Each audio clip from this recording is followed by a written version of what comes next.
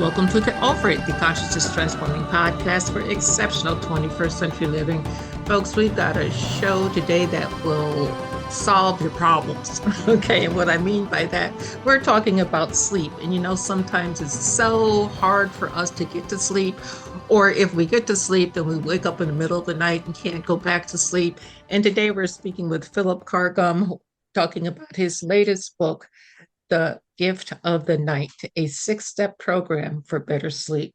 So sit back, take some notes, but better yet, go buy the book because there's many, many tips. I found them to work as I can, stay awake for hours trying to go to sleep. So get the book because it will definitely help you.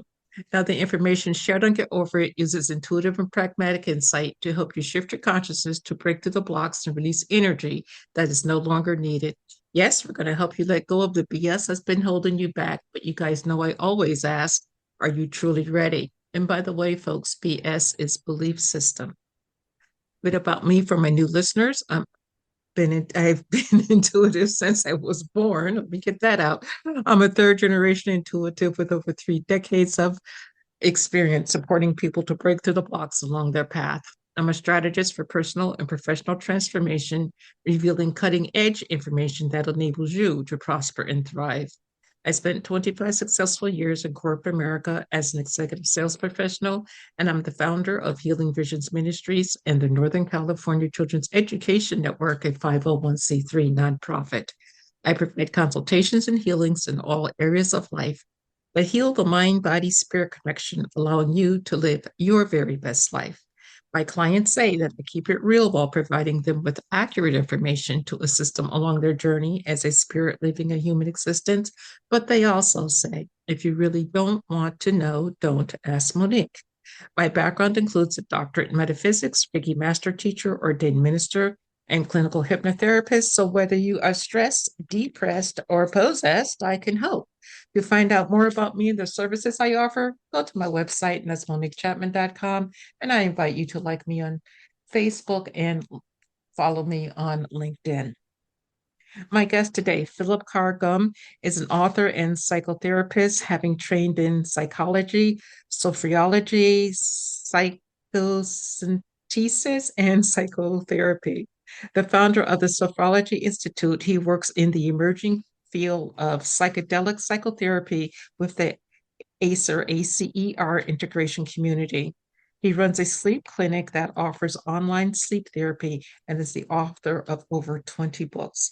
He lives in Sussex, England, and you can check him out at his website, and that's philipcarr.com. No, that is not right. So let me get this right. It is Philip, PHILIPCARR-GOMM.com. Again, PHILIPCARR-GOMM.com. Welcome, Philip. Hello, Monique. Lovely to be with you. Hey, it's lovely to be with you too. I absolutely love the sound of your voice. I mean, it's very soothing. Absolutely love it. Okay, so The Gift of the Night. What prompted you to come up with this book and this interesting approach to cure insomnia? Well, my wife developed insomnia during the menopause, and apparently I wasn't sympathetic. I thought I was being sympathetic, but it tells me I wasn't sufficiently sympathetic. Okay. But what happened was I got a bout of insomnia. Suddenly I went through a patch of not being able to sleep, and I discovered how horrible it is. I thought that insomnia would just make you sleepy and groggy and dissatisfied, but it's really very unpleasant. And so I decided to explore the topic. And so, being a psychologist, I looked at the psychology of sleep and the science of sleep. But what I decided to do, because I'm interested in spirituality as well, and I know the value of what are called, alternative and complementary approaches. I asked myself the question, what if we take the best of the science and how it can help us get to sleep, but also take good alternative stuff, good stuff that's informed, by spiritual perspectives. What if we put them together, take the best of both worlds. And so that's, what's called an integrative approach, integrating the Mhm. two. So that's how I developed my program, which fixed my insomnia, and then I went on to beta test it with a whole bunch of people, and then created an online program for it, and then eventually wrote a book about it. Okay. Well, before we go further into the sleep aspect, tell people a bit about your spiritual background because I find it fascinating. Okay, well, I grew up in a family where my dad ran a magazine, and he had lots of interesting people coming through the house all the time. And one of those people was the old chief druid, who in London, who trained me in the end. When I was 16, I asked if I could train with him in this old, way. And I studied a whole bunch of other things as well. I was very interested in spirituality. So I studied Buddhism and theosophy and Druidry and so on. But I was also very interested in psychology. And in our family, we knew a number of psychoanalysts, and I was fascinated by psychology.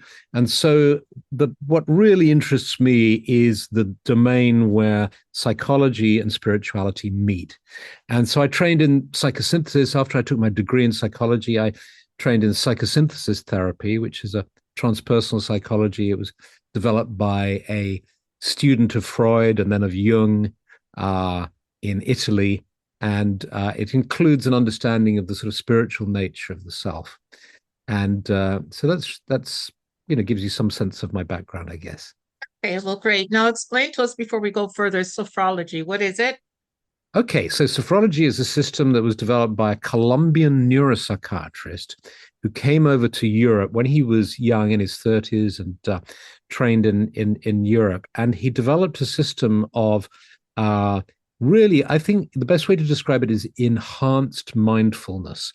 Everybody knows what mindfulness is nowadays. And if you can imagine a Mhm. mindful approach, but combining it with very simple exercises and breathing and visualization. And it's hugely successful in the French speaking world. In France and Switzerland and Belgium, it's very big. There are sophrology clinics everywhere. It's used to help people who have cancer, people with PTSD, all sorts of issues. But it's never really crossed the language barrier. I speak French and can read French. So I was and you can study it in English too. And so I studied it and found it a very helpful addition to all the other things I was doing already. And it's particularly good with sleep, actually. So I've developed a training course in that as well, which is online. You can find it on my website, and I've written a book about it too. Empower Your Life with Sophrology. Okay, well, the Huntington Post has definitely endorsed it, and the Harper's Bazaar back in 2019 said that sophrology was one of the biggest wellness trends to embrace into your life. So, does it help with more than sleep? Does it just basically calm the body?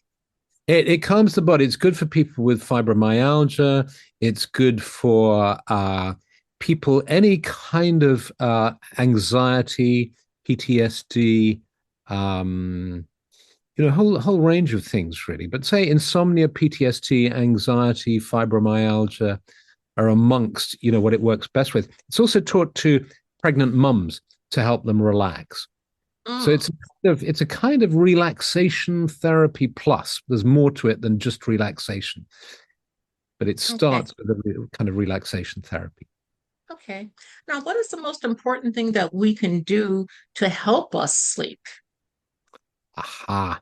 Well, there are so many things you can do that it's probably a mistake to just choose, for me to say just one thing, Okay. because for one person, adding magnesium to their supplement regime is going to make a huge difference. For somebody Oh, else, that may not make a huge difference.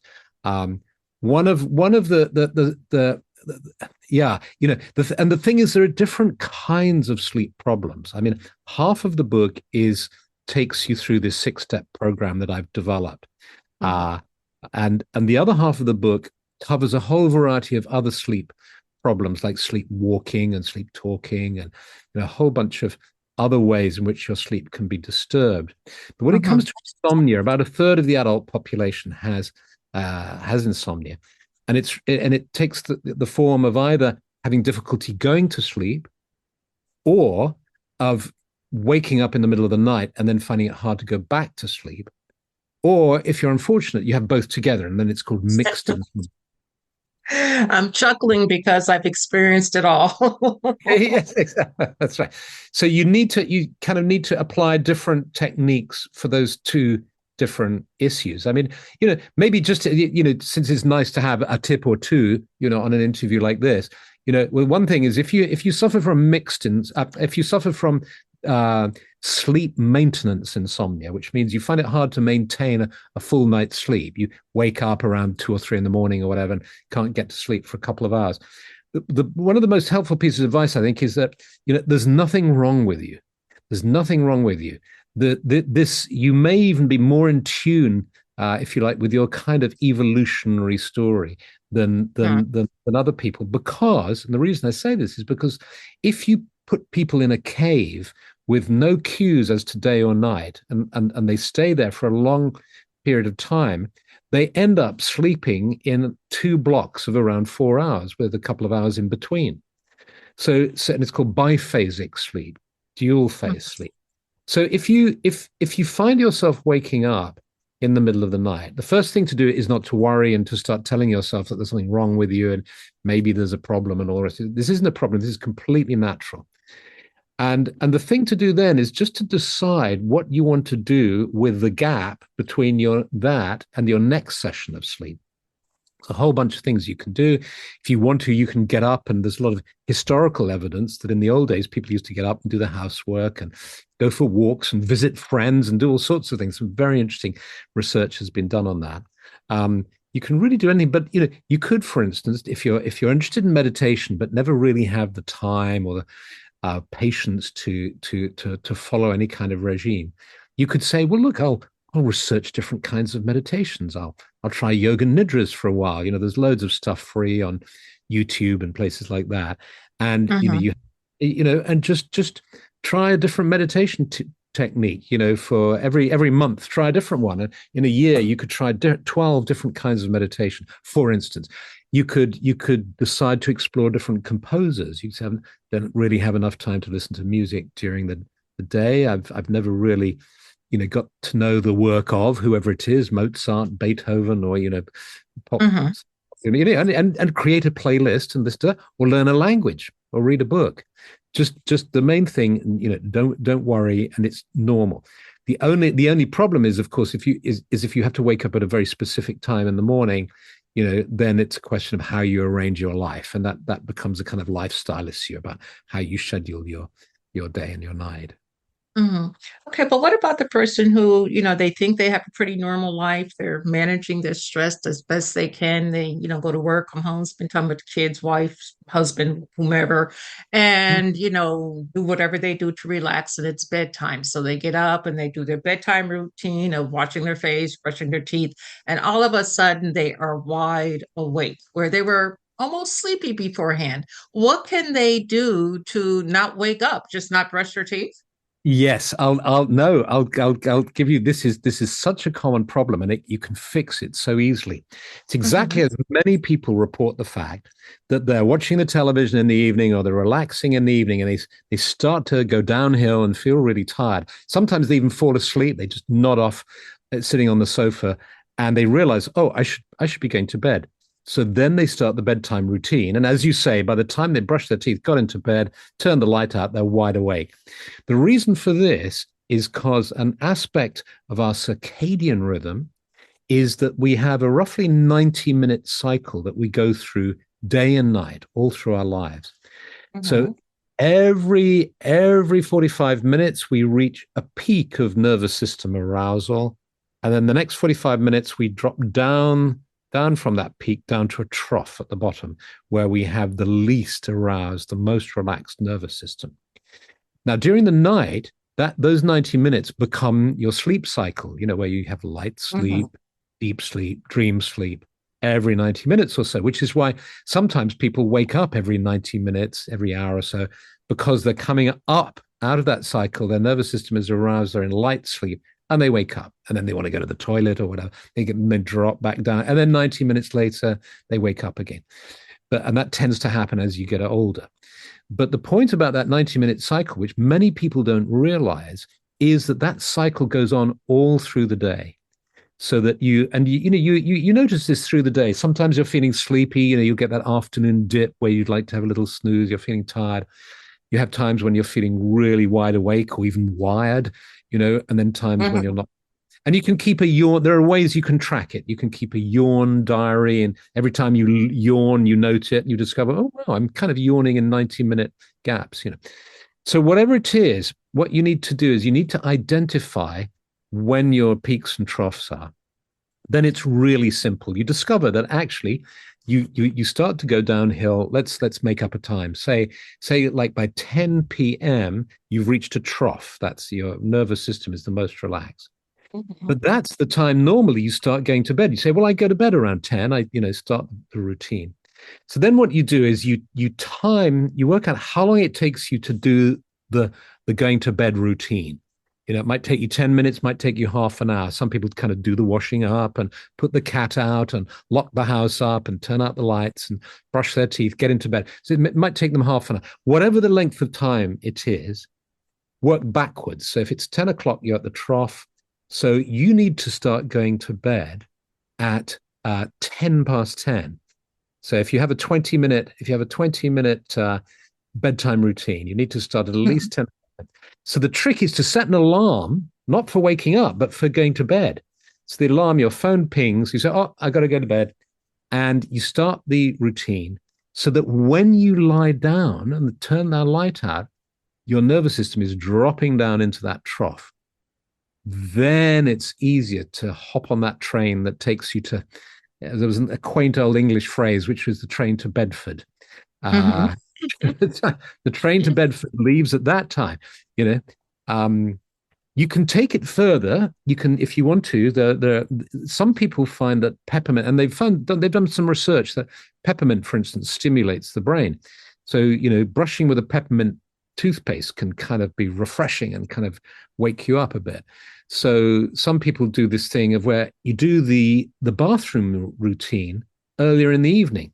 So, 8 or 9 in the evening, you just go and, you brush your teeth and do whatever you do in the bathroom and so on. So that when you start to drop down into that sleepy state, you don't even have to do the bathroom routine. You can just go and hit the sack upstairs, But that one piece of information can actually fix a certain number of people's insomnia problems. They can fix it in one hit just by having that piece of information. Wow, that is fantastic. Now, is that one of your 13 ways to fall asleep?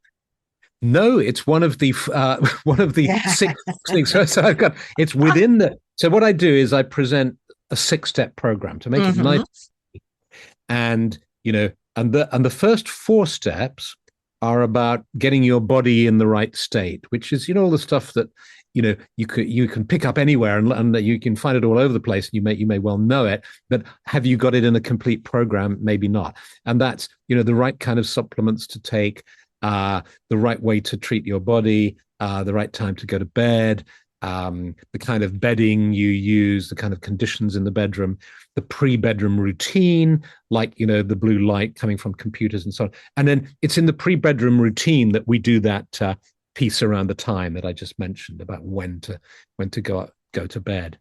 So that's all in those first 4 steps. That's when I mention it. Then you get to the 5th step, and that's when you get the 13 methods that you just mentioned, which is the 5th step is getting off to sleep. Like, okay, I've done all the preparation. How do I get to sleep? And I identify 13 ways to go to sleep. And then the final step, the 6th step, is building this all into a routine that really works for you and really, serves your life and what you want to achieve in your life. Okay, so let's say we go through everything that you just explained to us and we have pretty good success with getting to sleep, but on any particular night our partner decides, well, they want to be intimate. So how does that fit into the equation so that we can still go to sleep? Because some people, they are intimate and they go to sleep right away. Other people, they're looking Ab- at the ceiling. Absolutely. That's a whole fascinating area you've homed in on, is the business of partners, because there's some really interesting stuff going on there. One of the things that tends to happen is that you know the old idea about larks and owls, people who feel good in the morning, who like to wake up early, and people who feel good at night and like to go to bed late. Mhm. And and these are called your chronotype. And in fact, there are four chronotypes. And there's very some sort of simple tests you can do for that, which I reference in the book. And what tends to happen is couples, when people are attracted to each other, often a couple, one will be a lark and one will be an owl. And this makes a lot of sense from an evolutionary perspective, because when it comes to childcare, that's what you want. Or to keeping the home safe. You want somebody who stays up late, and you want somebody who wakes up early, so that you have the maximum amount of coverage. But that Mhm. doesn't. But when it comes to a relationship, of course, it's normal to want to go to bed at the same time. You want to get into bed at the same time. So what tends to happen in couples is that somebody compromises. The guy who likes to really go to bed at midnight ends up, working against his physiology and going to bed at 10 with his wife who likes to go to bed at 10, or vice versa. So that's the first thing to kind of negotiate.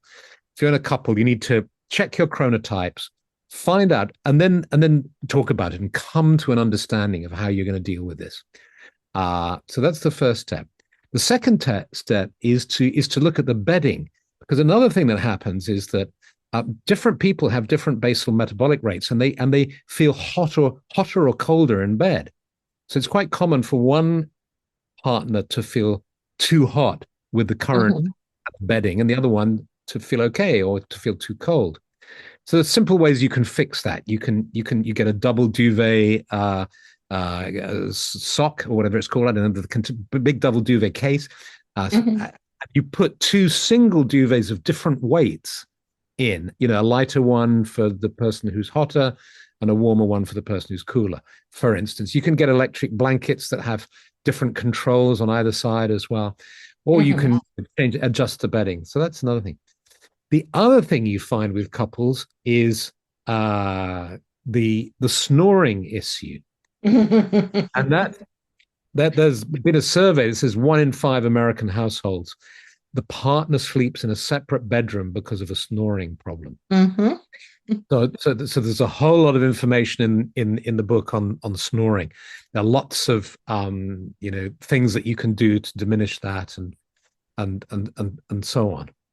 Um, yeah. So yeah, the whole business of partners, and their needs and demands, etc., is really important when it comes to sleep. Okay. Now, let's take a step deeper and let's talk about the drugs and alcohol that we can utilize today to help us relax. We've got cannabis, we have the mushrooms, we've got alcohol. Does those substances truly help us, or is it a crutch that we use? Well, sure, yes. So there's as you've seen in the book, there's quite a lot of information on that there, because Mhm. um, first of all, there's sleeping pills, and we Mhm. really want to avoid those. And I give a lot of reasons why, and all the statements that I make, I've referenced them, so you can check. These are scientific statements. So there's some, in extreme cases, cases of bereavement and super stress and so on, then sleeping pills, may be recommended. But what you don't want to do is you don't want to get hooked on them. You don't want to take them for any length of time. So we put sleeping pills to one side. There's another kind of way that medication can be got around. There's some medication now which combines antihistamine with a painkiller. So antihistamine makes you drowsy. So that's the Mhm. basis of those drugs you can buy over the counter. You don't need a prescription. And they're essentially antihistamine, anti-hay fever, and allergy pills. They just kind of make you drowsy. And so there are drugs that combine paracetamol or some kind of painkiller with that. And again, you don't want to get you don't want to take those too often either.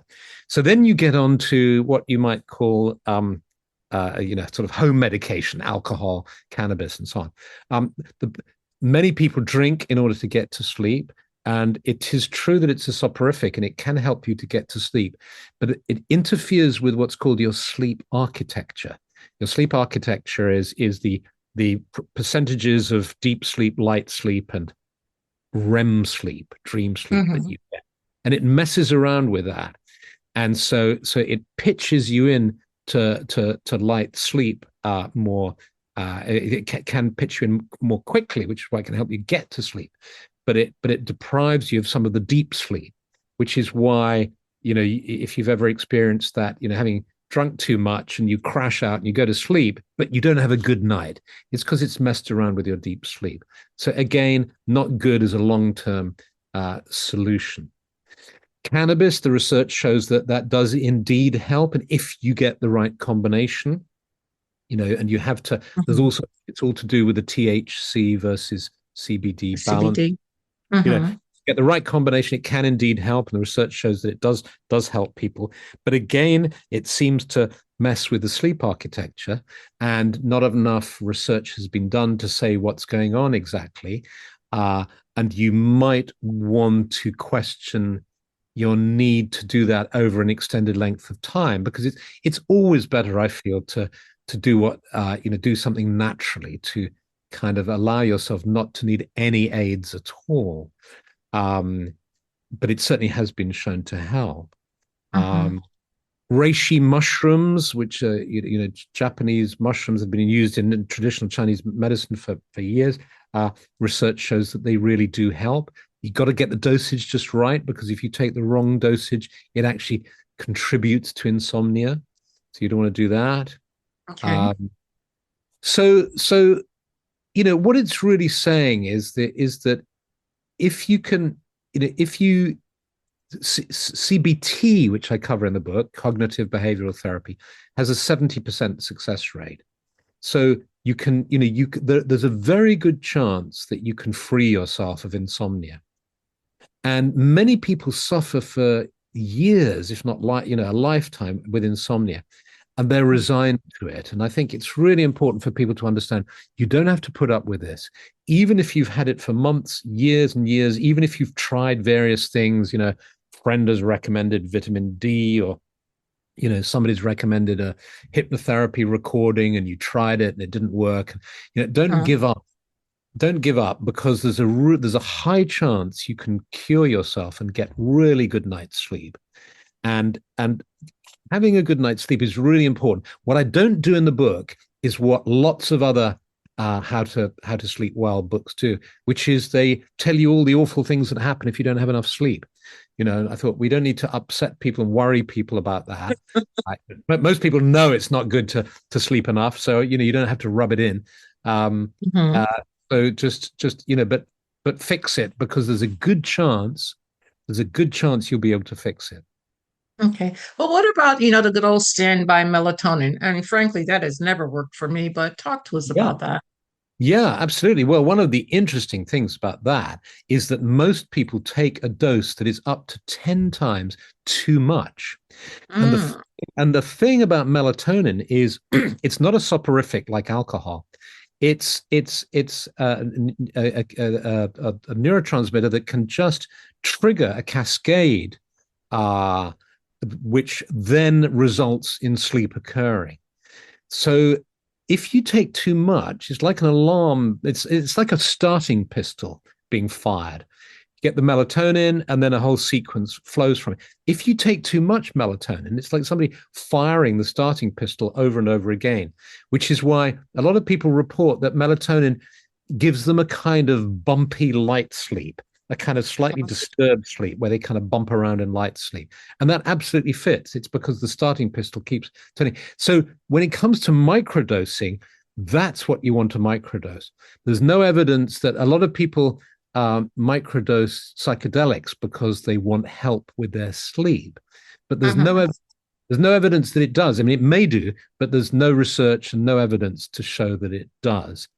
But where microdosing can help is with melatonin, where you take really small doses. And in the book, I give you, instructions on how to do that. That's a really helpful piece of advice. And Okay. yeah. Okay, well, I'm going to talk about a reverse problem with sleep. With falling, Mm. I'm an older girl these days, and Mm. sometimes I'm sitting and reading a book, and all of a sudden, 3 hours later, I wake up. I'm sleeping during the day, and then some days I just want to, not a want, I sleep all day because I can't seem to keep my eyes open. So, what about people in that state where during the day they're sleeping? Now, when I go to bed that night, I can still sleep, but it seems like too much. Right. Okay. Do you know how many hours, if you had to add up the hours, how much that it would total in 24 hours? Um, about half the time, 12. So 12 hours. So you'd say you in 24 hours you're sleeping 12 hours, say roughly, Yeah, I which mean, it's not include every day, but when those days come, yeah, I get up yeah. at, 7, and by 9 I'm asleep. I might wake up around 2 and do whatever and go right back to sleep as soon as I sit down. Yeah, yeah. Well, 12 hours. The one really important thing to know is that the amount of sleep an individual needs, is it's really unique to the individual. Less than 5 hours a night, really, really needs to be addressed. If somebody's sleeping less than 5 hours, Uh-huh. they really need to do something about it. Um, over that, people can, up to 12, 13 hours, in a 24-hour period, isn't problematic, as far as I'm aware.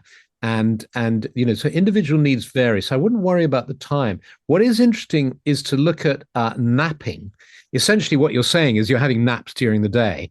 Uh, Yes. they tend to be. What might be interesting for you would be to experiment with shorter naps, because what happens is that if you nap for longer than around 25 minutes, your light sleep, the light sleep phase of your sleep is about 25 minutes. And then you drop down into deep sleep. Uh-huh. And then that goes on, I've forgotten the exact time before you move into REM sleep. But basically, the whole cycle is around 90 minutes. But again, there's huge variation. It goes up to 120 minutes, depending on the individual. So between an hour and a half and 2 hours is a complete sleep cycle. So if you go over 25 minutes, and then you wake up, say you wake up after 45 minutes, after an hour, you're likely to feel groggy and it to be difficult for you to kind of wake up again and so on. It's Uh-huh. almost better to sleep for a full 90 minutes uh, rather than waking up at 45 minutes. But if you try 25 minutes, um, and also if you try 8 minutes, try 8 minute naps, you would think that 8 minutes isn't long enough, but you would be surprised the kind of refreshment that you can get. Uh-huh. If you're finding it easy to fall asleep during the day, like you said, you're reading a book or whatever, and you can just drop down. If you can put your timer on 8 minutes, there are some audios I'm going to be making more. I do a 25-minute one called drawing from the well, which is available on iTunes and Amazon Music and so on, which is a 25-minute recording, which basically leads you into a nap, drops you down, and then brings you back out again after 25 minutes. But I'm going to be recording some shorter ones too. Um, I also recommend in the book a little sophrology device, which you can set, a little kind of device that gives you 8 minute naps. But you can find some 8 minute naps on YouTube, or you can just, if you find it really easy, then just set an alarm for 8 minutes and see how you do with that. You may find that if you do 2 or 3 of those a day, when you start to dip down, that just gives you that little lift that means you don't have to go to sleep for longer. But if you do sleep for longer, then it's showing your body needs it, and it's your body's way of dealing with stress. And in deep sleep, you rebuild the cells, and there's this amazing process. I don't know if you know this, that when you're in deep sleep, the gap between the neurons is broadened, is wider, and your cerebrospinal fluid flushes through your brain, and it clears this plaque that develops around the neurons, around the nerve cells, Mhm. and it's called beta amyloid plaque. And that plaque is implicated in Alzheimer's disease, in dementia. And in fact, Hmm. this year they made an amazing breakthrough where they developed a drug that can potentially dissolve this plaque. And they think it's going to be a huge contribution to treating Alzheimer's. Wow. But but having deep sleep, having plenty of deep sleep, is a way that you will naturally be flushing your brain of this plaque, which Mhm. is why it's important to get deep sleep. Okay. In the book, you talk about talking your sleep story. What is that and why is it so important? Yeah. Okay. Well, I have a friend who is a doctor in Glasgow who, when he read the book, he said, this reminds me, that section in the book reminds me of a acronym that I developed myself as a general practitioner, seeing many people a day, which is SAFE, SAFE. And he said, what I realized is that the way to start talking to a new patient was to start to talk about their sleep, get their sleep story, and only then move on to questions like alcohol. How much alcohol do you drink? Food. How much food do you eat? What's your diet like? Exercise. What exercise do you take? He discovered that that was the best way to talk to a new patient, because if you go straight in with the alcohol when you meet a new patient, saying, how much are you drinking? What are you eating? What's your exercise? They will throw up their defenses. You start to Right. talk sleep. People find it easier to talk to sleep. So if you get a group of people together, or you get a friend, it's really quite interesting just to say to a friend, what's your sleep? Tell me about your sleep. People might start off by saying, "Oh, I don't have any problem sleeping." So you ask a few more questions. Say like, "Well, when do you normally go to bed? How does it work?" And, "Oh, I fall asleep on the sofa. I watch the news at 10 o'clock at night, and I wake up at 10:30, fast asleep, and then I go off to bed, and then and you start to build a picture, and it's really quite fascinating when you do this with people, because you'll have a couple say, and they'll start off by saying, we don't have any trouble sleeping, we get to sleep, and then you just allow them to start talking about their sleep and going into the details of it and all that. And you discover that actually one of them is waking up halfway through the night and is spending ages debating with themselves whether they should get up and go and sleep in another room because their partner's keeping them awake with snoring or whatever. So it's a Mhm. way of exploring yourself using sleep as the kind of frame or the theme for your exploration. Okay. Now, when we go to your website, that's Philip Carr Gum, and I will spell that out for you folks. PHILIPCARR hyphen GOMM.com. What are we going to find there? Well, what you're going to find is the usual kind of menu bar, and then there'll be an invitation to look at the books, my books, and when you click on that books thing, you'll get to the gift of the night, which is the book. You click on this 6-step program for better sleep, and you'll see links to Amazon, and there's an audiobook. And the reason I'd recommend the audiobook is because I give, the 13 methods of going to sleep that I mentioned. I give some scripts for that. And then I speak them. I speak them, in a very particular way, which hopefully will help people to go to sleep. So there's an audiobook there, and then there's a paperback, and there's an ebook, and there's a little film of me talking about it, and so on. But there are links to get the book. But there are links to all my other books as well, and there's a section on meditations. There's the courses, the online courses. If you click on online courses, you'll see that there's one called the Sleep Clinic, and you click Mhm. on that, and you get in, and you'll see what people have said about it. It really seems to have helped a lot of people, and it's very easy and accessible, and you just go for it online. Yeah. Okay. I really appreciate your time. I've had a wonderful time talking to you today. Could you leave us with a pearl of wisdom for the audience? Okay, well, let's think. So the gift of the night, one pearl of wisdom. When you suffer from sleep difficulties, the night can start to become hostile to you. It's not your friend anymore. But one of the things I recommend is that you treat the night as giving you a gift.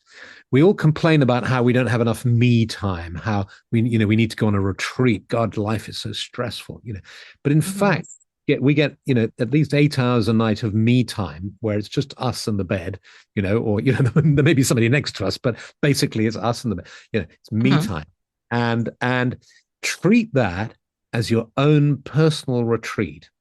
And you can treat it, if you're into spirituality, you can treat it as spiritual practice. That's what I suggest is like nighttime, a spiritual practice where you don't have to think about it. It's not where you have to go to sleep. It's where you rest, where you relax, where you meditate, where you listen to music, you can listen to poetry, where you so it's your spiritual. And after all, you have a room in your apartment or your house which is dedicated to changing consciousness. I mean, imagine if a friend came round to you and said, or you went round to a friend's house and they said, Monique, I've got a room in my house dedicated to changing consciousness. You'd think, oh, what do they mean? It's like some kind of temple or something. And then they open the door into the room and it's the bedroom. That's what a bedroom is. It's a place where you change consciousness. So, that's true. You can treat it like your own personal ashram, where you go and you then apply, ideas like the ideas in the gift of the night, and help yourself to develop spiritually and to restore yourself every night. Right, taking care of your health and spiritual growth at the same time. Well, yeah. Philip Carr-Gum, thank you very much for being with me again, folks. The book is The Gift of the Night, a 6-step program for better sleep. It's available everywhere. Get it. We need it. There are so many people that contact me on a daily basis and they can't sleep, and this is a clear step toward getting sleep. It's not like a lot of the other books out there in the market for sleep deprivation. So help yourself with something that truly works. So Philip, thank you. To the audience, thank you. And everyone, please remember that the most important choice that you can make is what you choose to make important. Consider making the masterful choice of gifting yourself sleep. Abundant blessings, light, and love to all. Agape.